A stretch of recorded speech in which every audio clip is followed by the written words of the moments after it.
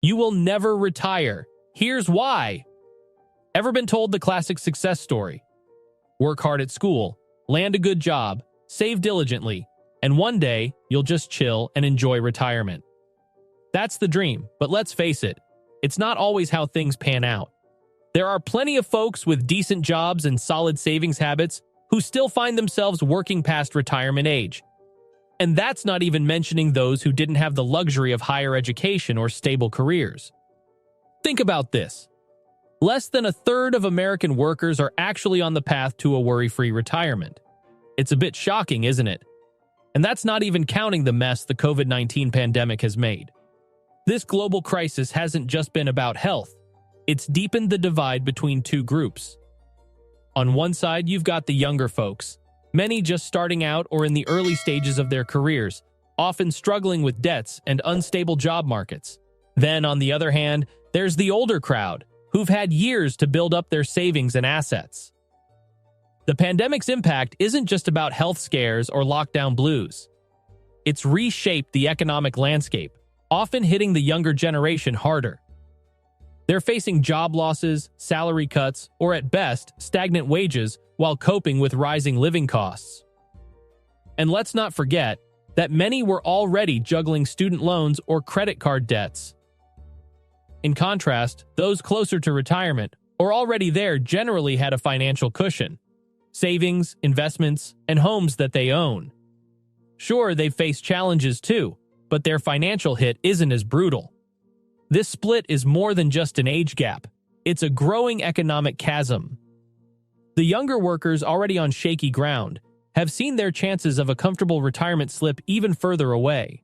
It's like the pandemic has hit the fast-forward button on financial struggles that were already simmering under the surface. Okay, so you're doing all the right things. Diligently putting money into your 401k, saving every penny you can, learning about finances, hopefully from channels like this one, and even playing the stock market game. Sounds like you've got it all figured out, right? Well, not so fast. The financial landscape we're navigating is a bit like a stormy sea, full of unexpected twists and turns. First off, let's talk housing. The dream of owning a home? It's like a mountain that's getting steeper to climb. Prices are soaring to the sky, making it tough even for those with decent salaries to get their foot in the property door. This isn't just about being able to brag about owning a home, it's about the long-term financial security that comes with it. Then there's the stock market. Oh boy, what a roller coaster that can be. It's like riding a wild horse. One day you're up and the next, who knows? Sure, investing in stocks is smart, but it's not without its risks and uncertainties. And let's not forget the bigger picture, the overall economy. We're all sort of riding this huge wave of growth that we've gotten used to. But here's the thing. Can this wave keep rolling forever? There are signs, little hints here and there, that maybe we're heading towards a bit of a reality check. So, yeah, you're doing a lot of things right, but the game's rules might be changing, and that's something we all need to stay alert to. Alright, let's chat about housing. It's like a game where the goalposts keep moving further away. Buying a house? That's become a major headache for most folks in the US, no matter how fat their paycheck is. Even if you're raking in the big bucks, moving to flashy cities like New York or San Francisco doesn't make things any easier. The cost of living there? It's like trying to climb a mountain with weights on your back. Now picture this. More and more young people are sticking with mom and dad longer than ever before. It's not because they love their old bedroom that much. It's because getting your own place has turned into a real challenge. The age when most people can afford to buy their first home. It's been sneaking up year after year. And thanks to our uninvited guest, the pandemic, that number's only going to get bigger. So what we've got here is a situation where the dream of owning a home isn't just a dream. It's becoming more like a fairy tale for a lot of young adults. This housing hurdle isn't just about having a roof over your head. It's about securing a financial future, something that's looking a bit blurry right now. Alright, let's talk about what's happening with younger homebuyers. They're finding themselves in a bit of a tight spot. Instead of landing in those big, spacious family homes, many are having to settle for something smaller like apartments or townhouses. Why? It's simple. The big houses are just too pricey for them. Now, here's why this is a big deal. When you own a home, you wave goodbye to rent payments. And when will that mortgage finally pay off? It's like getting a financial breather. Your living costs take a nosedive, which means any money you've stashed away for retirement can stretch a whole lot further. It's like having a secret weapon for your golden years. But here's the catch.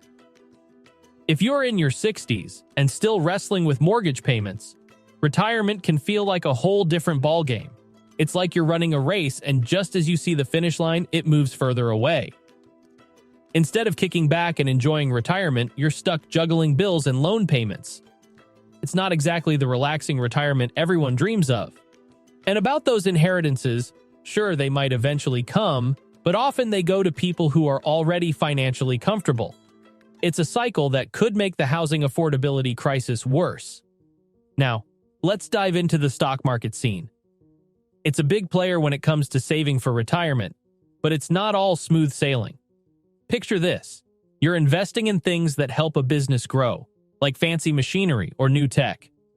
This is great because it means businesses can do more with less, helping fund folks' retirements. But here's the twist. Every time you come up with a new innovation, finding the next big thing gets tougher and costs more dough. It's like you're climbing a mountain, and each step up gets steeper. At some point, you're putting in a lot of cash for improvements that don't really add much value. They're just shifting money around instead of creating new wealth. Then you've got stuff like gold, bitcoins, and even houses. Sure, they seem pretty shiny and tempting to throw your money at. But here's the thing. They're not really helping the economy grow. It's like you're putting your cash into a fancy vault that just sits there, instead of planting it in a garden where it can grow and flourish. So, while these non-productive assets might give your wallet a quick boost, they're not the best bet for keeping the economy buzzing and making sure everyone can retire comfortably. All right, let's chat about the ballooning prices in asset markets. Take the S&P 500 as an example. The price-to-earnings ratio is sky high compared to what it used to be. What does that mean for you and me? Well, it's like this. If you want to make the same amount of money from your investments as folks did in the past, you've got to put in way more cash now. That's because each share costs a lot more, but isn't necessarily making a lot more money. But wait, there's more. When you're ready to hang up your work boots and enjoy retirement, you've got to sell those shares. The catch? You're hoping there's someone out there willing to buy your pricey shares. It's a bit like trying to sell a super expensive lemonade in a neighborhood where everyone's used to paying pocket change. Not the easiest sell, right? So, in the end, you're left with two not-so-great choices. Either dig deeper into your pockets now, or cross your fingers and hope for the best later. It's a bit of a pickle, especially if you're counting on these investments for your golden years. Economist Robert J. Gordon's research throws another curveball.